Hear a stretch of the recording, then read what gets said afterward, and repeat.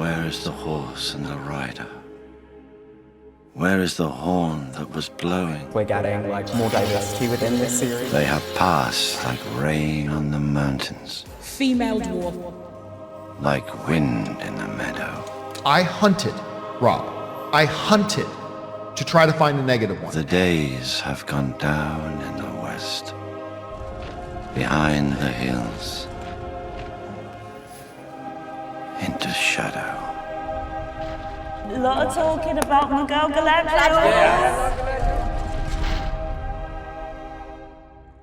How did it come to this? Nerdrotic.com. So it begins.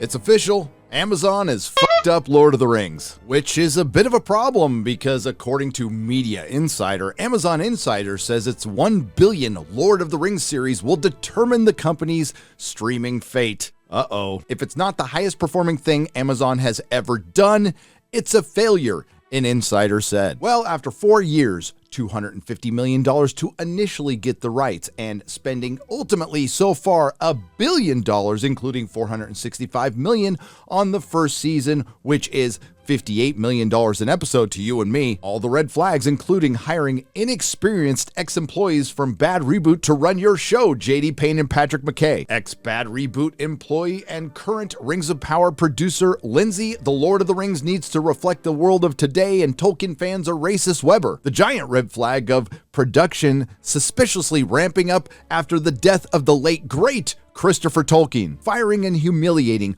Tom Shippey, and then later invoking his name at San Diego Comic-Con. Shame. The casting announcements, the shills, the super fans, the Access Media attacking fans, Amazon attacking fans, the producer attacking fans, adult pretenders from the show attacking fans, the worst marketing campaign of all time. All this leading to an unstoppable fan revolt, the likes which we have never seen. Massive ratios and some of the most glorious comment sections on YouTube. It's going to go down in internet lore. So now that the first 2 episodes have arrived, I've got some good news and I've got some bad news. We'll start with the bad news for Amazon. You have a giant global disaster on your hands. The good news, the memes. I was initially excited when Amazon took on Lord of the Rings many years ago, and that excitement has faded, especially since I found out what happened in the episodes, but I needed to see it play out, and I have. And it's garbage. Before I get in the spoilers, calling it CW is not an over-exaggeration.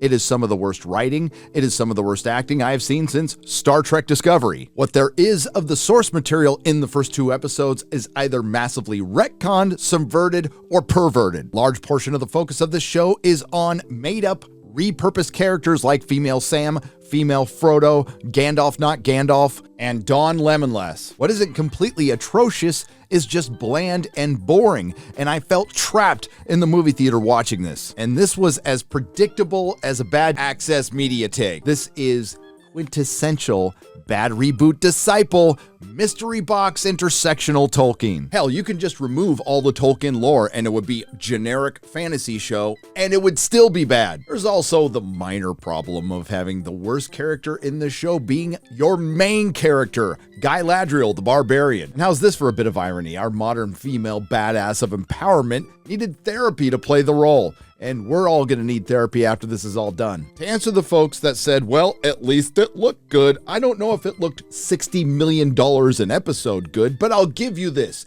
If Lord of the Rings, The Rings of Power, was a picture book without any words because the words are wholly unnecessary in this show, I would argue that yes, 1 or 2 of the pictures looks good. We start out with a prologue, once again voiced over by Galadriel, except this time it's Morfydd Clark using some reworked language from Elrond in Lord of the Rings and something that sounds very familiar to Peter Jackson's Lord of the Rings. And this giant cinematic prologue we were all promised ended up being a massive disappointment, like the show. Sure, we saw a few seconds of a dragon killing an eagle, a few seconds of battle, and the rest of it is Galadriel getting bullied and her talking to her brother Finrod. And yes, it is indeed Finrod who ends up dying by werewolf. And that's right, at the very beginning of this episode, Galadriel gets bullied. And after some pretty flat dialogue, which sounded a little bit like the Sphinx from Mystery Men. Do you know why a ship floats and a stone cannot? What? But the ship has a secret. For unlike the stone, Her gaze is not downward but up, fixed upon the light that guides her. Okay, am I the only one who finds these sayings just a little bit formulaic? No mention of the Oath of Fëanor, the Kinslaying, the burning of the ships, the Noldor Rebellion, the exile of the Noldor, crossing the Ice Fangs. Nothing. What we thought was the Helcarax ended up being something completely different because Galadriel is on a mission of vengeance. Stating the obvious, this was never in the lore. It was completely made up for this giant corporation, and it's nowhere near the spirit of Tolkien. High King Gil-galad has sent Galadriel the Girlbarian and her company on a mission to search out any remnants of the War of Wrath, any orcs, possibly Sauron, and they have been on this mission for centuries. Now, how much time has passed since the first age into the second age? No idea. Quick reminder, the second age of Middle-earth is over 3,500 years, and Amazon, in their infinite wisdom, has decided to condense all of the events in that time into a shorter time period. A couple of weeks, a month, 5 years, who knows? Girl boss Galadriel's male assistant Thorndeer is yet another made-up character who's always telling Galadriel they need to go home, but she's not going to stop until she has a mountain of orc heads. They established pretty early that Galadriel has a singular focus. She is a cold, calculating leader. She can punch through ice, decipher clues, slay cave trolls by herself. That she is the worst casting choice of the show and drags the entire thing down. She makes Galadriel both an elven Mary Sue and an elven Karen who would like to speak to the manager. I can't believe it. Why, Grace, I'm liking the cut of your jib. However, interestingly, and tragically, there are no LGBT characters in all of the Lord of the Rings because J.R.R. Tolkien was a devout Roman Catholic. And I think that, whether J.R.R. Tolkien likes it or not, I think that's become a clear element of the elves in particular in this world. Never mind. Then there's the dialogue. This place is so evil, our torches give off no warmth. This way. How can you be certain? It's colder than the rest. After Galadriel slays the cave troll all by herself because the men were fighting like morons, she wants to go further north and they all quit on her. Because that's what men do, so they laid down their swords, no symbolism there, and Galadriel don't need no man. She goes on without him. Oh look, it's more original characters. Harfoots, which are actually hobbits, but Amazon can't use that term, so we're just going to call them Harfoots. And we have a couple of repurposed characters, female Frodo, female Sam, and Hobo Baggins. Now, one of the signs that we're going to be in for some pretty god-awful writing in the next 5 seasons is characters constantly describing what we can clearly see on screen, constantly describing exactly how they feel, and a lot of very convenient things happening, which happens a lot in this show. Not much to talk about with these Harfoot scenes in the entire first or second episode. They're filled with exposition, with the occasional cringe dialogue, stage Irish. If we didn't do everything we weren't supposed to do, we'd hardly do anything at all. And look at her. You find all that down by the riverbank, did you? I wonder if there's trouble down south. And what concern is that of yours, Eleanor Brandyfoot? They're always after me, Lucky Charms. There was a wolf that had the Harfoots dead to rights, but I guess he already had 11sies, and we're definitely dealing with female Frodo and female Sam. They come across, though, as a female version of Sam and Frodo, and I think that's fantastic. Oh! Ew! Dude! What the fuck? And the show finally gets around to introducing us to Doogie Elrond, and hey, maybe we'll learn something about his character. Oh, never mind, this scene's about Galadriel. First, Elrond is told he can't go to an Elf Lord's meeting because Elf Lords only, and it's probably because he's half-elven. Your friend has arrived. She is here. Why didn't you say so? She just did. So what does Doogie Elrond tell us about Our Lady of Light, Our Lady of the Woods of Lothlorien? And look at you now. Commander of the Northern Armies, warrior of the Wastelands. What? What the fuck? Oh, but it doesn't end there. I half expected you to arrive caked in grime and mud. This time frostbite and troll blood. You've got to be fucking kidding me. This is a character vandalization on the level of Luke Skywalker and the Doctor from Doctor Who. It is everything we thought she would be, except worse. Galadriel the Girlbarian, who's on a hunt for vengeance, searching for Sauron, and she immediately wants to see the manager. I want to hear about you. Your harrowing journey. Why, Elrond? You really have become a politician. You make it sound so grim. I am not some courtier to be placated by idle flattery. I demand to speak with the king directly. Now, Doogie Elrond tells her that her men quit on her because she exceeded Manager Gil-galad's orders, and she demands to see the manager again. She even gets in his face. And because every guy that interacts with Guy Ladriel is reduced to a duplicitous boyfriend, a duplicitous manager, or a duplicitous personal assistant, Doogie Elrond grants her request. Manager Gil-galad declares the days of war over, and we are now in the days of peace, and he grants a gift to Galadriel and all the men who quit on her, the elven equivalent of an Amazon Unlimited gift card, a trip to Valinor. And like a true Karen, she refuses the gift card. This is followed by modern Hollywood's attempt to be Tolkienian. Galadriel describes what we can clearly see on screen. The likeness of one fallen preserved upon a living thing. Then there's this interaction. It is over. The evil is gone. Then why is it not gone from in here? After all you have endured, it is only natural to feel conflicted. Conflicted?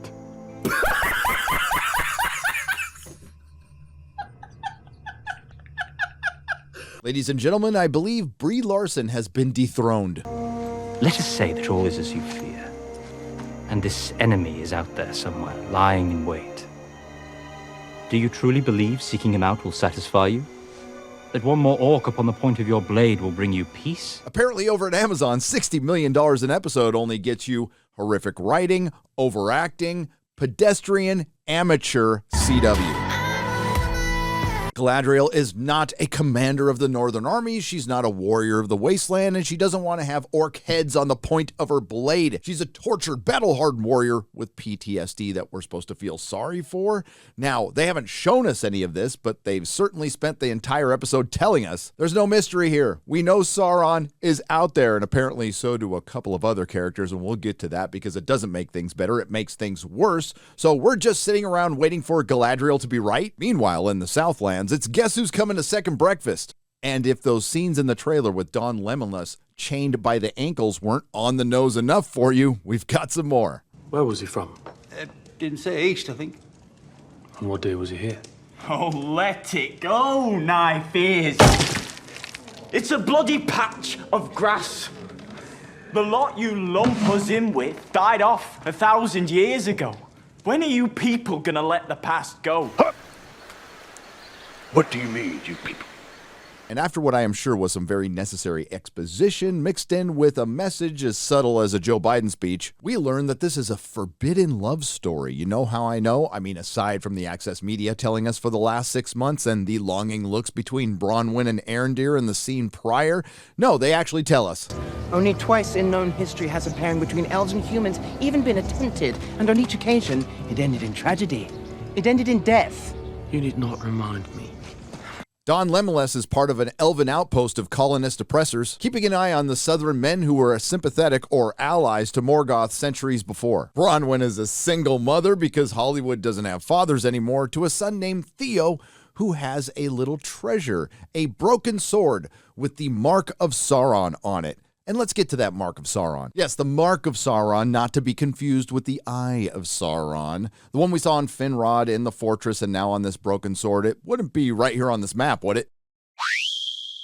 Arendir hears about some poison grass, sees some gook come out of an udder of a cow and decides to investigate the next town. And Bronwyn's going to go with him and just leave her kid behind. It's only a day's journey. After what I'm guessing is a day's journey, we get some more soap opera acting between our southern activist and Don Lemonless, definitely telling us they're in a forbidden romance just in case you didn't catch it the 3 times before. They arrive at the town and it's on fire. Meanwhile, back in Linden, we have a little conversation between regional manager Gil-galad and Doogie Elrond. Turns out High King Gil-galad, well known for his duplicity, sent Guy Ladriel away for her own good, and he is well aware of the darkness, and this is his justification. She might have inadvertently kept alive the very evil she sought to defeat.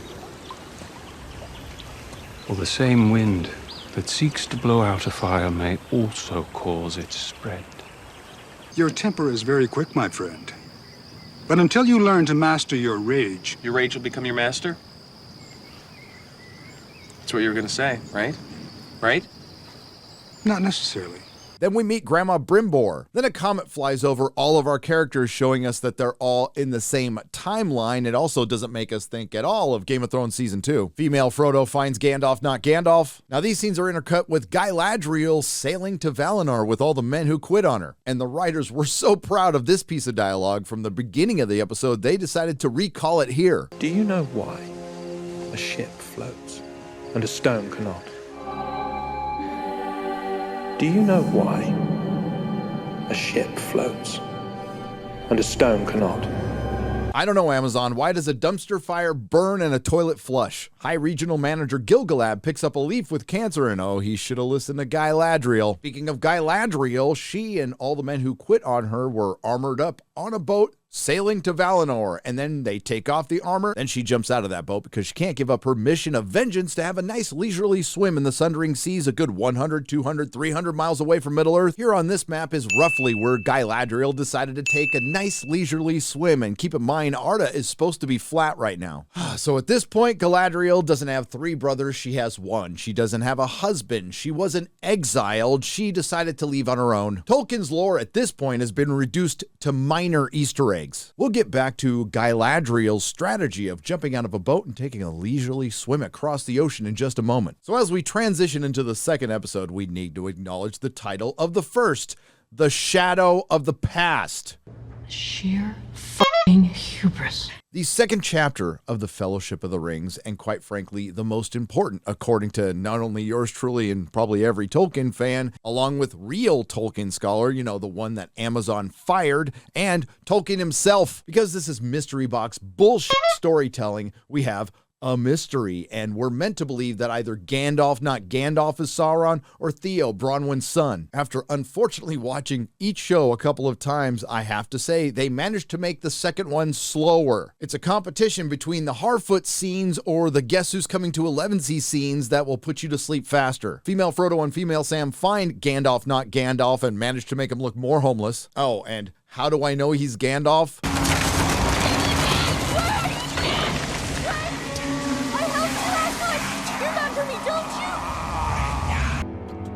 You want it for yourself! Bilbo Baggins! Do not take me for some conjurer of cheap tricks. Female Frodo and female Sam make him a little homeless hut, and then later on in the episode, he takes the fireflies out of their firefly lamp and shows them a constellation. That's it. Our star-crossed forbidden lovers, Don Lemonless and the Harad activist, arrive at the village that's clearly been torched to investigate, and then we get riveting dialogue like this. This was no ground shake. Someone dug this passage. Something. Don Lemonless tells Bronwyn to go back and warn her village, and then he jumps down in the hole and promptly gets caught by orcs. Of course, the villagers don't believe her because she's a woman. She goes back to her house where she abandoned her kid and gets attacked by an orc, and of course she slays it with the help of her son, and it was impossible to see much of anything because the camera was shaking so much. Now they'll have to believe the mighty Bronwyn when she plops down the severed head of an orc. Well, here's another Tolkien Easter egg, Eregion, or as they would say in this show, Eregion, Second Age realm of the Noldor and home of the Elven Smiths. High Regional Manager Gilgalad tasked Doogie Elrond to work with Celebrimbor on a very special project, and that project is a giant Dick! Yeah. Take a look out of starboard. Oh my God, it looks like a huge... Johnson. Yes, sir. Get on the horn to British intelligence and let them know about this. And that project is a giant tower that will have the most powerful elven forge in Middle-earth. Now, I know what you're thinking, the Rings of Power, because this show's called The Rings of Power. Sorry to spoil it for you, there are no Rings of Power in the first season of The Rings of Power. How do I know that? You have not seen what I have seen. Grandma Brimbor tells Doogie Elrond that he needs this done by spring, so they decide to get some help. Elrond suggests going to the dwarves of Khazad-dûm, which is very strange because it's Celebrimbor who's more known in the lore to be the friends of dwarves. Not even sure why I bother at this point. They clearly didn't. So they show on a map how far away Eregion is from Khazad-dûm, and it looks like they just walk next door. They won't let Grandma Brimbor and Elrond in Khazad-dûm, so Elrond has to invoke the right of Sagin Tarag, which is an endurance test of breaking rocks with hammers. Now, I'm guessing the average audience member could have figured that out once they saw the rocks and the hammers, but they decided to tell us all anyway. Incidentally, Doogie Elrond left Grandma Brimbor at the door of Khazad-dûm and said he would be back in a few days. That's a long walk back to Region in a gown. This is another huge chunk of the episode where next to nothing happens. Remember, young Doogie Elrond went to Khazad-dûm with a proposal. I want you to keep that in mind. If Doogie Elrond wins the Sigyn Tarag, he will be granted a boon by his friend, Prince Durin IV. If he loses, he's banished from dwarf lands forever. So, of course, he loses on purpose, and then Doogie and Prince Durin Rakeda commence to have what I could only interpret as a lover's quarrel on an elevator. Durin Rakeda is clearly mad because Doogie hasn't been around for 20 years, and then he has him apologize to his wife, Disa, who, quite frankly, isn't the worst thing in this. And the Khazad-dûm scenes look pretty good, but nothing happens in that proposal I mentioned. Doesn't happen in this episode. The one character that looked completely legit, King Durin III, who had one line. But there is a mystery box in a mystery box show. You can't make this shit up. And no, that's not the Arkenstone in that box. It's Mithril. So let's get back to Galadriel's leisurely little swim hundreds of miles away from Middle-earth. I know you won't believe this if you didn't see it, but she randomly comes across a raft in the middle of the ocean, and no, I'm not making this up, with another new made-up character, Halbrand and the Disposables. They are the survivors of a ship that was attacked by the Worm. When questioning Galadriel, Halbrand, who can possibly be Sauron, says this. Does she look dangerous to you? Looks can be deceiving. The Worm attacks again, and Halbrand, because he's Sauron, bails on the Disposables, and after Galadriel gets pushed into the water, she bails on him too, and then Galadriel has the nerve to chew out Halbrand for abandoning his friends. During some getting to know you, because they have a lot of time, because they are adrift on a raft, and that's the name of this episode. And quite frankly, I think they're taking the shipping a little bit too literally. Hashtag Sarandriel. Galadriel says she chose not to go to Valinor and take a leisurely swim for duty's sake, when in the lore, she actually was fine with her exile because she wanted to rule her own realm in Middle-earth. Halbrand said he was on the run because his village was destroyed by orcs. Then a storm comes, Galadriel gets knocked off the raft, Halbrand saves her, then they wake up, and lucky for them, wouldn't you know it, they randomly run across a Númenorian ship. Speaking of Númenorians, no Isildur or Elendil in the first two episodes. Two major players in the Second Age and this show. And that's it for the first two episodes, and Amazon has created the first billion-dollar streaming disaster. Sure, some sweeping shots look nice, some sets look decent, but the story was complete garbage. 2 episodes and nothing really happens. Somebody almost makes a proposal, and some people arrive some places, and somebody finds someone. But what's in the box? You mean the mystery box? Mithril. But where's Sauron? You mean this guy? This show is an abomination. It's a crime against imagination on the levels we have never seen, and yet it's another corporation trying to buy their way into a fandom and a beloved mythology that they don't want to take the time to know or respect. And the worst crime of it all, aside from the forced intersectional feminist themes, was the repurposing of Professor Tolkien's language, a creative atrocity. The smart move would have been to take the 3 things they're going to cover in this show and make them individual series, and if the first one works, then you follow it up with the 2. You start with the Forging of the Rings of Power, then you go to the Fall of Númenor. Both would have been very cool to see if adapted properly, and then you end it with the War of the Last Alliance. No, we're gonna squeeze it all into 5 seasons and not even cover any of those things in the first, so we can focus on uninteresting made-up characters by the showrunners and the writers and completely vandalize the actual Tolkien characters. And again, Galadriel is objectively